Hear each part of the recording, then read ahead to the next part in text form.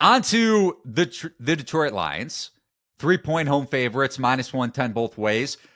More market movement towards the Rams throughout the week. Total of 51.5. You pulled the trigger on Detroit, Mo. So you're backing Jared Goff against Matt Stafford, and I'm with you to an extent, but why did you decide to play the Lions at -3?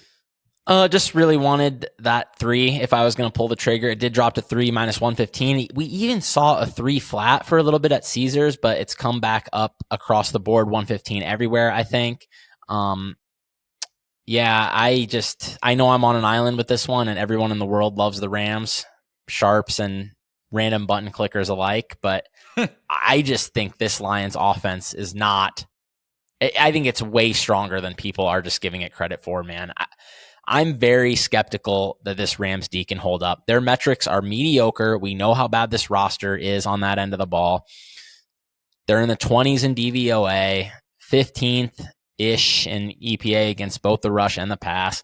I think they're going to get demolished by Detroit up front. And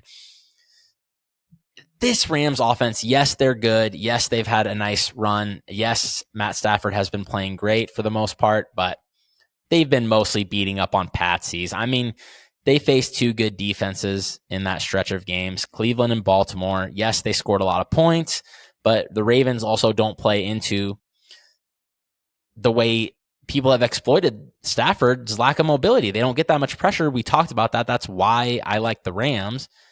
And then in that Cleveland game, Myles Garrett was playing with one arm, so I don't know how much credit to give them in that one.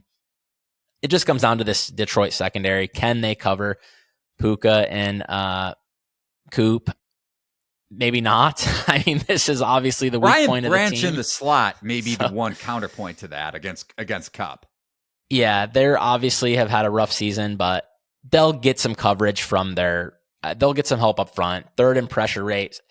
And they blitz a decent amount too. And the Giants really got to Stafford with their blitzes, multiple 10-yard sacks. I kind of think if that happens a couple times, that might be enough for Detroit. They don't need that many stops in this game. So I think 3 is kind of disrespectful to Detroit. I mean, I know everyone likes the Rams, and for good reason. They have literally covered like 7 straight games, but I like the other side here.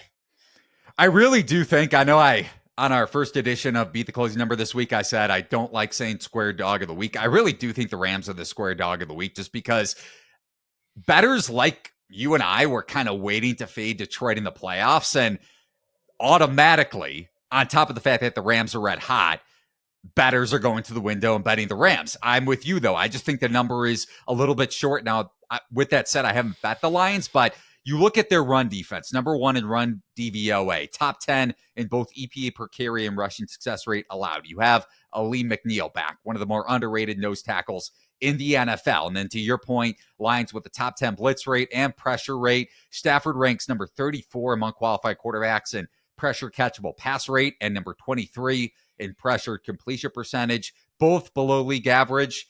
Rams also 21st in pass block win rate, and Noteboom and Dotson more so just because Dotson's a better pass blocker than Noteboom, both banged up.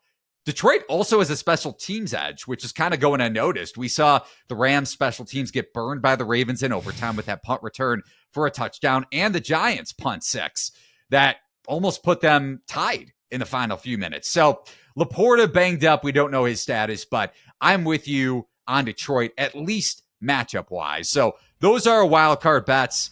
I like the Packers. Mo likes the Packers. Mo likes the Lions, and he also likes some Chiefs props.